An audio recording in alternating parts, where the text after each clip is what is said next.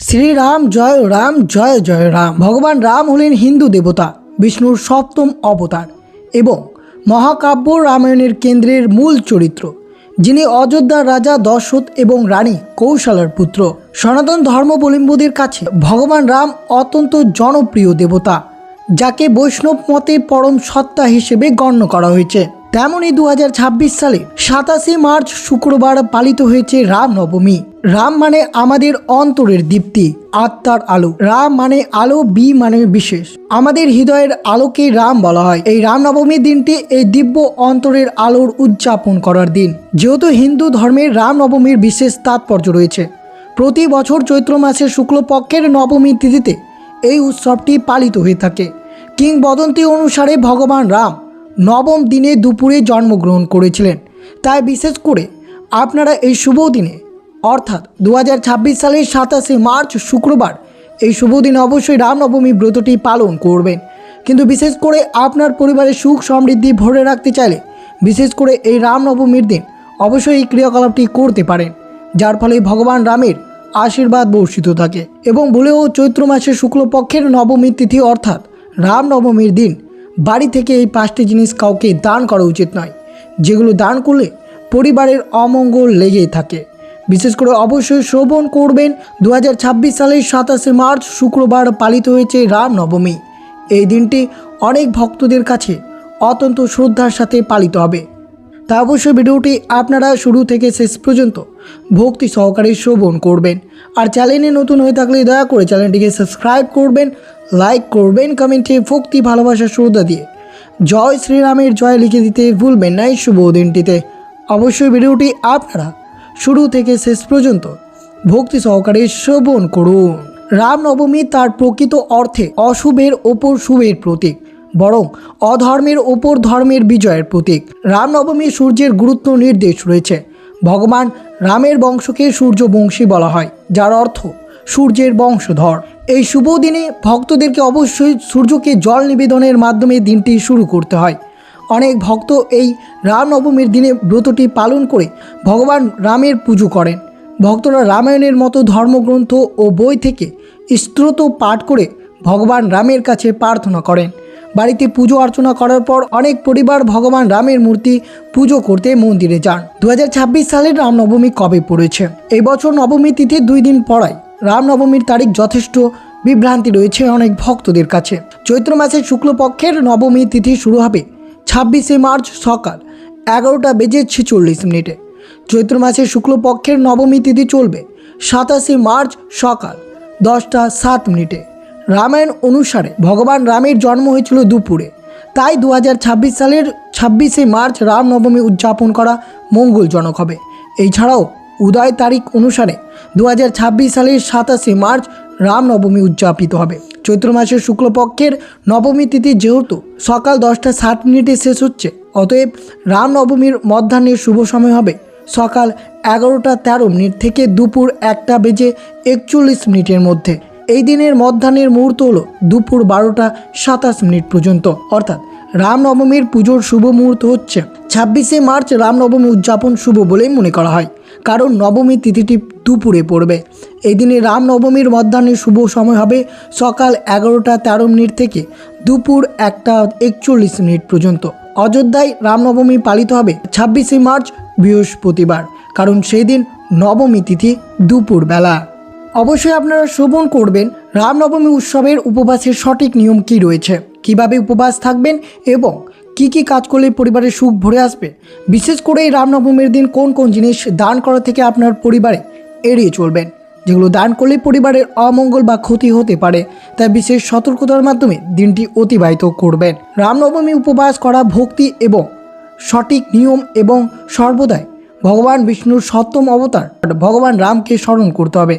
ব্রত সঠিকভাবে পালন করার জন্য আপনার যা যা দরকার, বিশেষ করে কিভাবে ব্রতটি পালন করবেন। প্রথমত অবশ্যই আপনারা সকালে উঠে ঘর বাড়ি পরিষ্কার করবেন।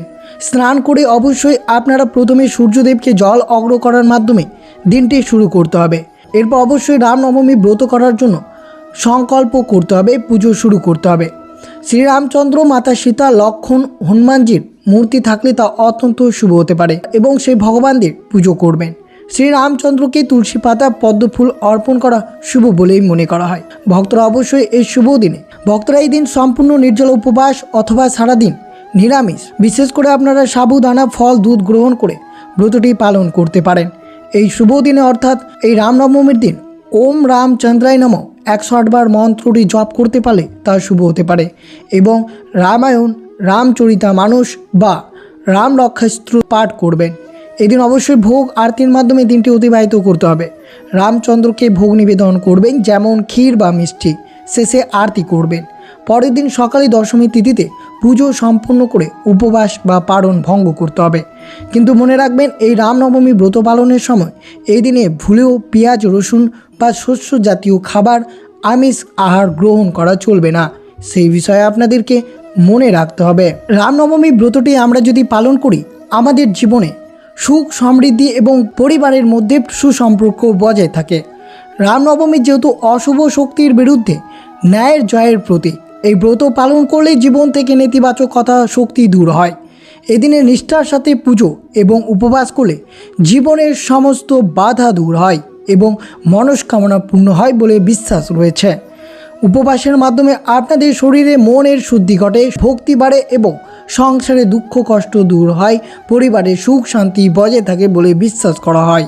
যদি আপনারা এই রামনবমী ব্রতটি পালন না করলে বা উপবাস না করলে শাস্ত্র মতে খুব বড় কোনো ক্ষতি বা পাপ হয় না। এই ব্রত পালন করলে বিশেষ করে আধ্যাত্মিক সুফল এবং শ্রীরামের কৃপা থেকে বঞ্চিত হওয়ার সম্ভাবনা রয়েছে। তাই এই পবিত্র দিনে ভক্তি, উপবাস, পূজা এবং রাম নাম জপের মানসিক শান্তি, আত্মশুদ্ধি এবং জীবনে সুখ সমৃদ্ধি বৃদ্ধিতে সহায়তা করে। তাই 2026 সালে অবশ্যই আপনারা এই শুভ দিনে এই রামনবমী ব্রতটি অবশ্যই ভক্তিনিষ্ঠা সহকারে পালন করবেন। বিশেষ করে আপনারা শ্রবণ করবেন এই রামনবমীর দিন বাড়ি থেকে কোন কোন জিনিস দান করা থেকে এড়িয়ে চলবেন। এই রামনবমীর দিন পরিবারের সুখ সমৃদ্ধি, ধনলাভ যদি করতে চান তাহলে অবশ্যই বিশেষ করে এই কয়েকটি কাজ আপনারা অবশ্যই করবেন। এর মধ্যে প্রধান হলো রাম সীতার পুজোয় তুলসী পাতা অর্পণ করা, রাম রক্ষা স্তোত্র পাঠ করা এবং ঘরে কর্পূর জ্বালানো অত্যন্ত শুভ হতে পারে। রামনবমীর দিনে শ্রীরাম অষ্টক পাঠ করা এবং মিষ্টির ভোগ নিবেদন করা অত্যন্ত শুভ। ধনলাভের জন্য অবশ্যই রামনবমীর রাতে শোবার ঘরে একটু কর্পূর জ্বালিয়ে তার ধোঁয়া পুরো ঘরে ছড়িয়ে দিলে সুখ সমৃদ্ধি বৃদ্ধি পায় এবং মা লক্ষ্মী প্রসন্ন হন। 108টি তুলসী পাতায় রাম লিখে মালা তৈরি করে রামের মূর্তিতে অর্পণ করুন। এতে রাহু এবং শনির অশুভ প্রভাব কমতে শুরু করবে। যদি আপনার ইচ্ছে পূরণ করার জন্য অবশ্যই এই রামনবমীর দিন বিশেষ ক্রিয়াকলাপটি করতে পারেন। রামনবমীর দিনে সন্ধ্যায় একটি লাল কাপড়ে 11টি ছোট এলাচ, 11টি গোমূত্র চক্র বেঁধে পুজো করে পরে তা আপনার লকারে বা ধনস্থানে রেখে দিতে পারেন। রামনবমীর রাতে রান্নাঘরে একটি রূপোর বাটিতে কর্পূর ও লবঙ্গ জ্বালিয়ে দিতে পারেন। তা আপনার কর্মক্ষেত্রে উন্নতি হতে পারে। রামনবমীর দিনে 11 বার রাম রক্ষা স্তোত্র পাঠ করুন, তা অত্যন্ত শুভ হতে পারে আপনার পরিবারের জন্য। আর বিশেষ করে এই রামনবমীর দিন আপনারা অবশ্যই এই কয়েকটি জিনিস কাউকে কখনোই দান করবেন না, যেগুলো দান করলে আপনার পরিবারে অমঙ্গল এবং বিশেষ করে মা লক্ষ্মী বাড়ি ছাড়া হবেন। তাই বিশেষ করে সতর্ক থাকবেন। এই রামনবমীর দিন অবশ্যই কাউকে কখনো কালো পোশাক দান করবেন না। পুজোর দিন কালো বস্ত্র পরিধান বা দান করা অশুভ বলেই মনে করা হয়। এই দিন অবশ্যই সতর্ক থাকবেন। আপনারা বাড়ি থেকে কাউকে বাসি খাবার, কোনো পুরনো বা ছেঁড়া কাপড় দান উচিত নয়, সেই বিষয়ে মনে রাখবেন। আর অবশ্যই আপনারা রামনবমীর দিন অবশ্যই বিশেষ করে ঝাড়ু কাউকে দান করবেন না।